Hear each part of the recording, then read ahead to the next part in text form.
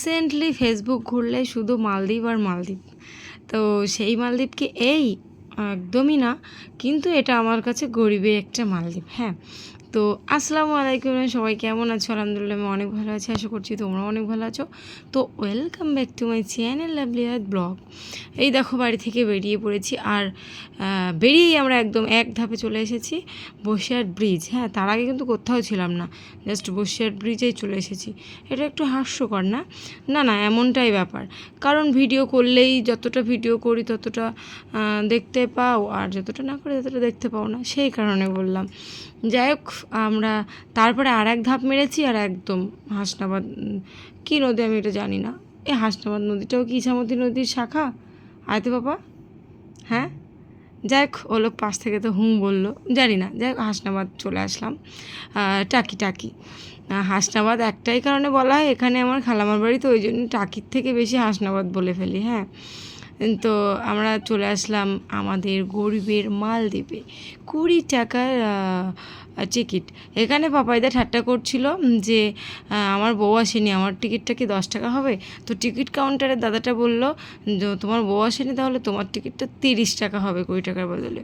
যাক, সামান্য বৃষ্টি হয়েছে, একটু ভেজা ভেজা ওয়েদার। আর আমরা যেহেতু সন্ধেবেলা আসিই না, আমাদের এমন সময় আসি তো লোকজন একটু কমই থাকে। আর পাপাইদাকে ব্লগে টুকটাক অন্যান্য ভিডিওতে তোমরা দেখেছো, আর এই ভিডিওটা একটু স্পেশালভাবে দেখানো হচ্ছে। মানে আমরাই যেহেতু 3জন আছি, পাপাইদা হলো আমাদের লাল গাড়িটার মানে লাল গাড়িটা পুরোপুরি পাপাইদার আন্ডারে থাকে, সেই জন্য মনে করো পাপাইদা লাল গাড়িটার একটু মাস্টার টাইপের এরকম কিছু একটু। যাই হোক, আমরা চলে এসেছি। আর এখানে আসা একদমই হঠাৎ করে আয়তের বাবা বলল যে আজকে লাল গাড়ির চাকা আনতে যাবে না কি, এরকম কিছু বলছিল, কি একটা বসিরহাটের দিকে ওইদিকে। তো বললো চলো ঘুরে আসি। তো আমি বললাম আমি ফ্রি যাব না, কারণ আমার এমনিতেই মাথা করে, আর কষ্ট করে আমি কেনই বা যাব। বললো চলো কোনো একটা পার্কটা নিয়ে যাব। আমি বললাম কোথায় আর নিয়ে যাবে তুমি? বসিরহাট পার্ক তো মানে বৃষ্টিতে পুরো ডুবে আছে। আর ঘোষবাড়ি আমি আর যাব না, কারণ সপ্তাহে 2 দিন করে যাওয়া পড়ছে ইদানিং আয়াতের জন্য। তো বললো চলো না, যাই একটা হবে। হুট করে মালদ্বীপ মানে প্ল্যানিংয়ে চলে আসলো। তো আসলাম, আর সিম্পলভাবেই এসেছি। আর এসে একটু বৃষ্টির জন্য সমস্যা হচ্ছে, মানে হাঁটতে চলতে, যেহেতু হোয়াইট ড্রেস পরে আছি। আর আয়াতের আনন্দটাই মেন, কারণ ও কিছু কিছু জিনিস দেখে আনন্দ করে, আর সেটাই শান্তি লাগে এখন আপাতত। হ্যাঁ, মানে আয়াতের এই রিসেন্টলি যে বয়সটা চলছে, এই বয়সে আয়াত একটু এটা ওটা দেখলে আনন্দ পায় বেশি। প্রচুর ঘুরেছি ওকে নিয়ে, কিন্তু অত বুঝতো না। ও বড় হয়ে ব্লগে দেখবে। আমি কোনো দিন ব্লগার ভালো হতে পারি আর না পারি, আমার কিছু কিছু স্মৃতি থেকেই যাবে একদমই। যাই হোক, এই সিনগুলো কিন্তু সন্ধ্যের টাইমে একটু বেশিই ভালো লাগে, কিন্তু ভিড়টাও বেশি হয়। আমি বেশি ভিড়ে যাতায়াত পছন্দ করি না, সিম্পলি ঠিকই আছে। তো মা মেয়ের এই সিনটা দেখে মাশাল্লাহ বলতে ভুলো না। আমরা সুন্দর মতো করে এখানে দুলু খাচ্ছি, আর আমার কিন্তু মাথা ঘোরে, গা পাক দেয়। হ্যাঁ, আর আয়াতের কোনো সমস্যা নেই, ও একদম দোল খেয়ে যাচ্ছে। আমি এখানে বসেছিলাম ফটো তোলার জন্য, আয়াতের বাবা যে ভিডিও করছে জানি না, আমি এক পোজে বসেই আছি। তারপরে মেয়েটাকে নিয়ে বড্ড সমস্যার মধ্যে আছি, ও একবার চলে গিয়েছি, ওকে নিয়ে আমার আবার আসতে হয়েছে দোলনায়। তো ব্লগটি কিন্তু কন্টিনিউ করতে থাকো। আমরা প্রচুর ঘুরেছি, বোর্ডিং করেছি, অনেক কিছুই দেখেছি, তোমাদেরও দেখাচ্ছি। আর এখানে আমি বলছি, এখানে আপাতত মানুষ বাদ দিয়ে হাঁস চড়ে বেড়াচ্ছে। রাজহাঁস আছে, আমাদের যে হাঁস, পাতি হাঁস না কি বলে, ওই সমস্ত হাঁস। তো এখানে বাঘ ছিল, সিংহ ছিল, মোটামুটি আয়াতকে ওই সবই দেখাচ্ছি। আর হ্যাঁ, যে কথাটা বলছিলাম, রিসেন্টলি ফেসবুকে শুধু মালদ্বীপের যেটা আছে, বাংলাদেশের ব্লগাররা ওখানেই যাচ্ছে, আর একটা দুটো না, প্রচুর ব্লগাররা ওখানে যাচ্ছে। তো আমি সেই জন্যে কিন্তু বলেছি কথাটা, অন্য ভেবে কেউ নিও না। আর হ্যাঁ, এখানে আয়াত যেটা রাজহাঁস দেখলে ভয়ে আমি পালাই, আর আমার আয়াত চোখে এগিয়ে যাচ্ছে।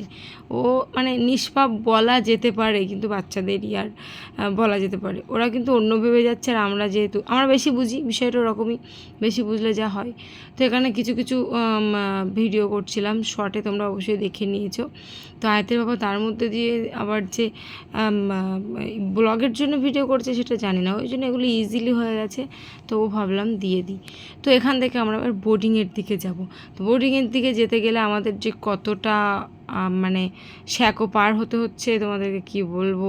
প্রতিটা জায়গায় কাদা আর কাদা আর কিছু কিছু ইট বসানো আছে, পা দিলে হুট করে উঠে আসছে। তো যেটা বলছিলাম, আমি এর মধ্যে হুট করে এই একটা ভিডিও দেখিয়ে দিলাম যে শর্টে এই একটা ভিডিও আছে, আর একটা দেওয়া হয়নি। তো এটা স্লোমো করে খুব সুন্দর হয়েছিল, জাস্ট এমনি দিয়েছিলাম যে আমরা এখানে ভিডিও করেছি। তারপরে চলে আসলাম বোর্ডিংয়ে। বোর্ডিং করতে হবে এখন, আমরা একটু বোর্ডিং না করলে হবেই না। আয়াত এটাই বড় এক্সাইটেড, ও বোর্ডিংটা খুব পছন্দ করে, ঘোড়াটা। তো আমরা এই উঠছি এখন, আমি তো আগে উঠে গেছি, এখন আমি ক্যামেরাটা ধরছি। পাপাইদা আর আমার মেয়ে আর আয়াতের পাপা এখন উঠবে। আর পাপাইদা একটা খুব ভালো মানুষ, মানে মিশুকে সবার সাথে মিশে যায়। আমার মেয়ে কিন্তু মানে যে কোনো মানুষের কোলে যায় না, খুব একটা কথা বলে না, চেনা মানুষদের সাথে তাই ও অ্যাভয়েড করে। সেইখানে পাপাইদার সাথে ওর বেশ ভালো বন্ডিং হয়ে গেছে। আগে দুই একদিন দেখেছে কিন্তু রাত্রেবেলা, কিন্তু আজকে ওর সাথে পাপাইদার বেশ বনছে ভালো। তো এখানে আমরা হালকা হালকা বোর্ডিং করছি। আর এই পাহাড়টা এখানে কিন্তু সব থেকে দৃশ্য, মানে আকর্ষণীয় দৃশ্য এই পাহাড় পর্বত মতোটাই। হ্যাঁ, তো আমরা এখানে ঘুরছি, দেখো আর খুব ভালো লাগছে। এখানকার গেস্ট হাউসগুলো দেখতে আমার বেশ ভালো লাগছে। আয়তের বাবাকে ঠাট্টা করে বলছি, একদিন শ্বশুরবাড়ি মানে আমার বাপের বাড়ি না গিয়ে এখানে এসে থাকলে হয়, একটু সন্ধ্যের সিনটা দেখলেও হয়। হ্যাঁ, তা ঠাট্টা করছি আর হাসছে। আর এখান থেকে একটা যুদ্ধ বেঁধে গেছে, আয়াদের পাপা আর পাপায়দা মিলে দুজনে এই যে ব্রিজের নিচে পার হবে বলে একটা বলছে, খুব বড় একটা পরীক্ষা নিতেই হবে, এর নিচে থেকে পার হব। অনেক চেষ্টা করেছে, তো ওই ব্রিজটা কিন্তু ইজিলি পার হয়ে গেছে, এই ব্রিজটা কোনো প্রকারে হয়নি।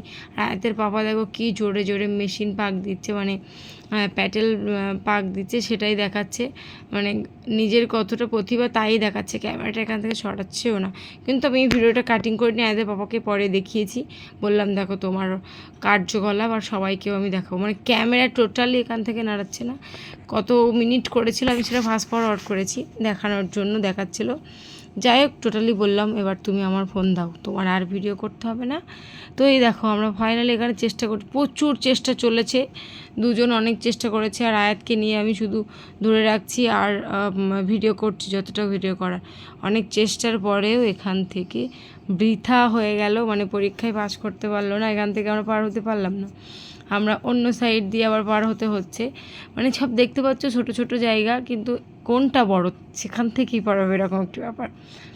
তো আমরা এখন যাচ্ছি। আর আমাদের এখানে মানে আমাদের মাথার ওটাকে আমি কি বলে আমি সঠিক মনে করতে পারছি না এখন, তাই দেখছিলাম, দাঁড়াও তোমাদেরকেও দেখাচ্ছি। এত ভালো লাগছে দেখতে। ও মানে যারা পার হচ্ছে তাদের যে চোখ মুখের যে এক্সপ্রেশন সেটাই দেখছি, ভয় লাগার যে বিষয়টা সেই যাচ্ছে আমার পেছনে আছে, দেখতে পাচ্ছ। ওটা দেখে তো আমার প্রচণ্ড হাসি লাগছে। ও একটা ছেলে তো এগোতেই পারছে না, আর সবাই মজা নিচ্ছে, কেউ কেউ বা নাড়া দিচ্ছে ওই দিক থেকে, এরকম। আর আয়াতের বেশ ভালো লেগেছে। যাই হোক, আমরা বললাম শেষ রাউন্ড আমরা ঘুরে চলে যাব, তো ওখান থেকে ওগুলো দেখে আসলাম। আর এই মানে ওই জায়গাটাই কিন্তু যাব, কিন্তু আমাদের এই শ্যাকোটা পার হতেই হবে, এরকম একটি ব্যাপার। এই ব্রিজটা আমরা পার হয়েইছি ফাইনালি। তারপরে আমরা চলে এসেছি, বোর্ডিং করা আমাদের কমপ্লিট। এখন আমরা কি করব, কিছু তো একটা করব, তারপরে তো বাড়ি যাব। তো চলো সেটা দেখাই কি করি। বোর্ডিংয়ের এখানে বিলটা পেমেন্ট করলো, তারপরে এখানে টুকটাক দোকান ছিল, সেরকম কিছুই নেই। কিছু কিছু চিকেনের আইটেম খেতে গেলে দেরি হবে, অর্ডার দিতে হবে, বানাবে। তো আমাদের তো হাতে সময় কম, কারণ আয়তে বাবা দোকানে যাবে। তো কিছু শুকনো খাবার নিয়ে নিলাম, জাস্ট গাড়ির মধ্যে বসে খাবো তাই। তো নিয়ে এই যে আমাদের গাড়ি, লাল গাড়ি দেখা যাচ্ছে, সেই এখানে পার্কিং করা ছিল। এবার আমরা এখানে উঠে পড়বো, রেডি আছে এখানে ভাইটা আমাদেরকে ছেড়ে দেওয়ার জন্য। তারপরে আমরা গাড়ির মধ্যে বসে খাওয়া দাওয়া করছি। চলো, আল্লাহ হাফিজ।